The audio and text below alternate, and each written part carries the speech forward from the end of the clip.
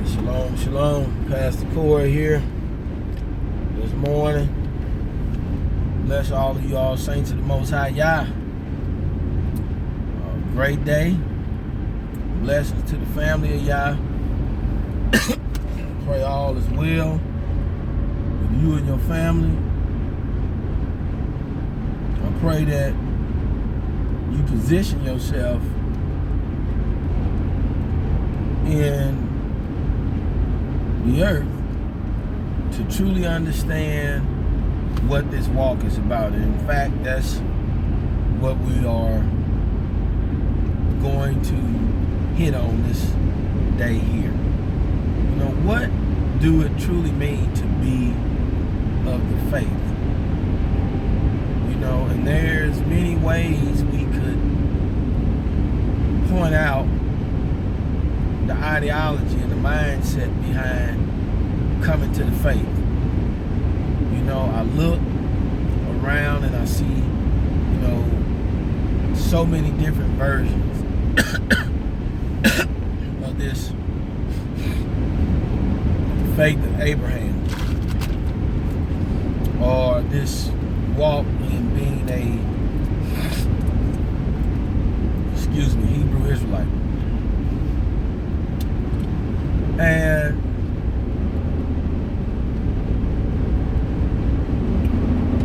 one thing I'm discovering is that people, you know, in one instance, they try to return to the Hebraic culture from a standpoint of only learning Hebrew, operating in Hebrew solely when you were born here in America,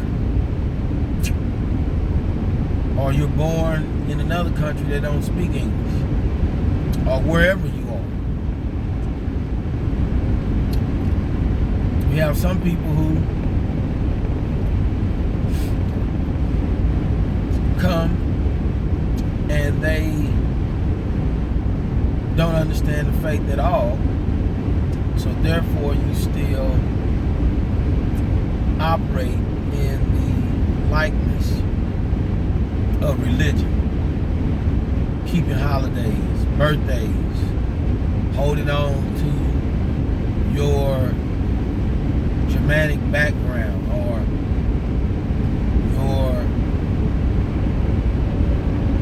Asiatic background. Who knows? But my point is this. First of all, we who are come to the faith should be born again of the Spirit.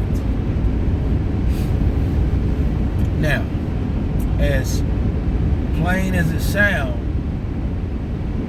I'm finding that there is still a great lack of misunderstanding, a lack of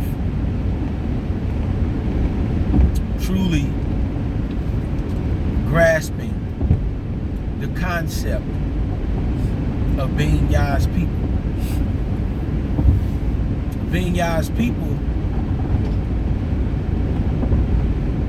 really don't have anything to do with flesh. All right, give me 1 second. So as I was saying, it doesn't have anything to do with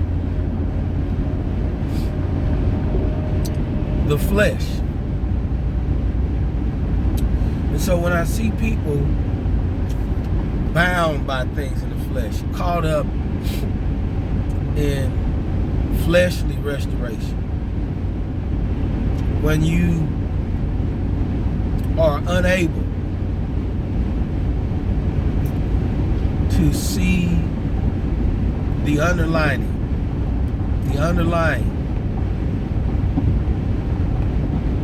desire for Yah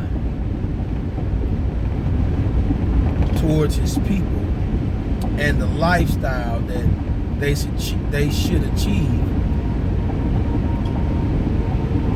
we miss it. So let's dig in a little bit. I spent about 5 minutes just trying to bring you online with an idea, an idea, that I want to express to you so that you can continue to grow. Because we are all seeds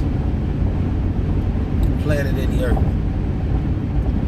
And one day, we're going to be expected to be ready for harvest, if you can get with what I'm saying. And if that concept is too high, I thank you for stopping in.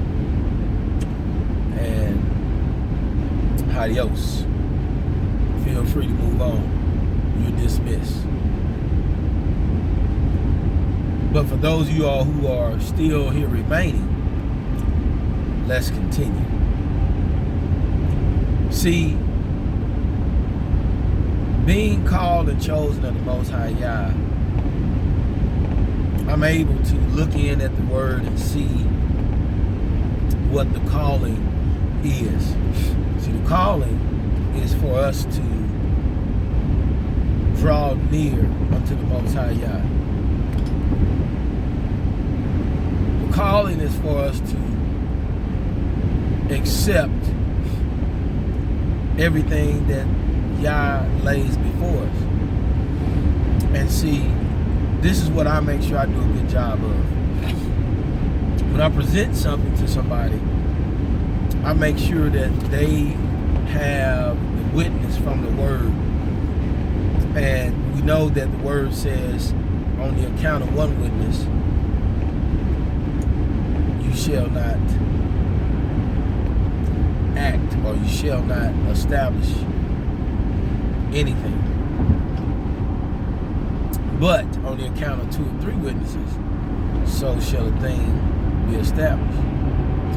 So Yah has more than provided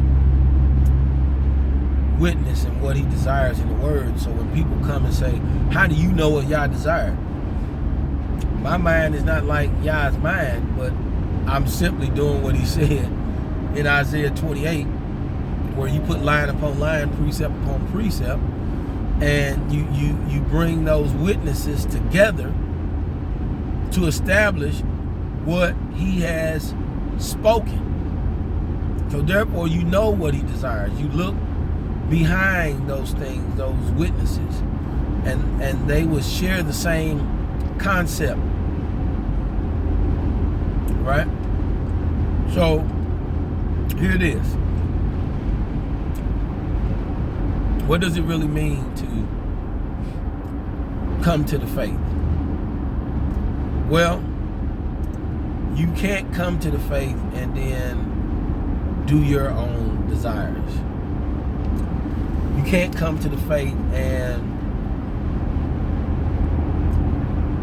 have things that you partially deal with. Because then you find yourself lukewarm, or you find yourself not really giving your total heart, the total capacity of your being to the Most High Yah. And so coming to the faith requires you to understand what is in the world. When you understand what's in the world, and you understand the great deception, then you know what to turn from. You know how to separate. You know how to come out from among them. And you truly know what that means. Everything I look at in the book, from Abraham separating from his father's house, to Jesus saying, who is my mother and my brother, from even Jesus Yahshua saying, whoever loved mother and father more than me. all the way to 4th Maccabees, when in chapter 2 it says that the law has rule over emotions. So let's take that concept, because that's very important when it comes down to being called by Yah. All right. See, in an example, when Yeshua came, Yohana, all right, the immerser, said, "See, there is the Lamb of Yah walking." And the disciples looked and saw the Lamb of Yah and immediately followed. Okay? That signifies that their hearts were turned towards the one that was to come, because obviously they had known of this one that was to come and had heard. And when they saw him, and when Yohana the Immerser pointed him out, the word said they immediately followed. Well, let's go back to what we're talking about in Maccabees, 4th Maccabees chapter 2, when it says the law have rule over emotions. See, you've grown up in this world, and this world, watch this, have not known the ways of Yah. He has given it to Jacob as a heritage, his ways. He has given it to Jacob as a heritage. And so here we are, coming down towards the end, and these ways are being made known to us. And so we've grown to become attached, to find pleasure, find joy, and to know another way. And when Yah's way enter in, it becomes hard for us to totally convert to that way. So with it saying that the law have rule over emotions, that means that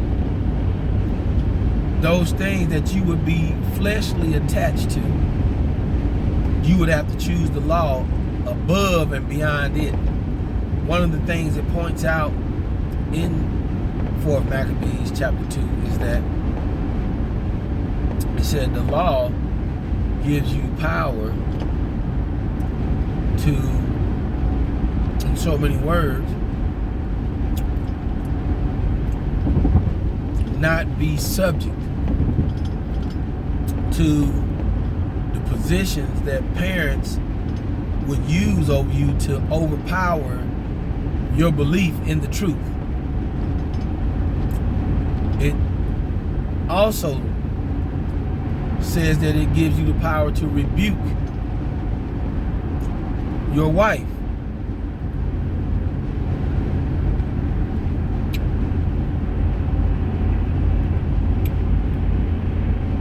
If she acts wickedly against the commandment. It gives you power to discipline your children. And it also gives you power to correct and rebuke your friends. So, in every instance, the way of the Most High will have rule over any other alternative way. And that's what coming to the faith is about, is we're coming to learn how to abide strictly in the way of life. See, the way of life is, this is the way the kingdom is going to be ran. You're not going to have options to do any other thing other than give glory, bring honor, and to live holy, according to the ways of the Most High Yah in the kingdom. And so it's set before men in this current day to choose that above all other things. See, I'm past the core of the Straightway Ministries here in Straightway, Kansas City, and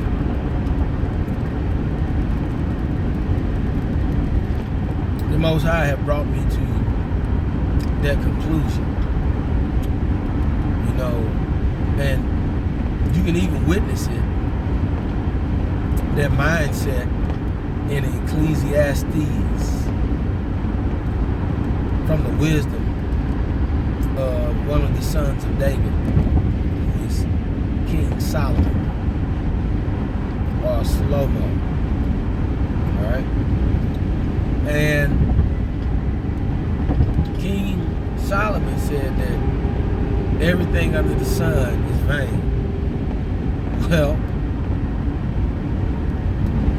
is a job vain? Is owning property vain?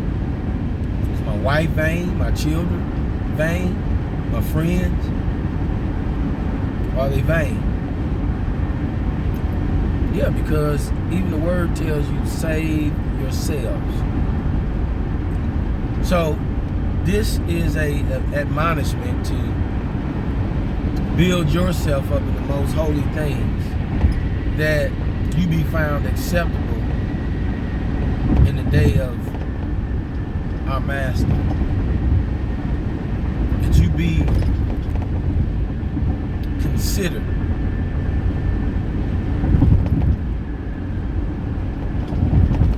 So I wanted to place that on your mind because, you know, as I come across many people who come to the faith, you know, especially, you know, this conversation goes out to one of my brothers who recently just visited Sabbath service this past Sabbath. You know, one of the sisters invited him out, and we had a very powerful conversation because he came in with a stance, but there was a unctioning working in the background, and thus we were able to get all his questions answered, leaving no room for error. And so when you do that, then you can set it before men that they can choose wisely. And that's what the faith is about. You know, those who are going to be in the kingdom are going to be those who, when the knock came at the door, they answered, and they chose to leave off from what they were doing in their own houses, their own lives, to leave those things behind and to choose what Yah will have from that point on. Because the kingdom is much work. And he's calling folks out to the harvest so that we can begin to do those things which edify and glorify the kingdom. So I hope you heard something today that blessed you, that edified your conscious effort to save your soul. And I pray that you be free of all diseases, you be free of all infirmities,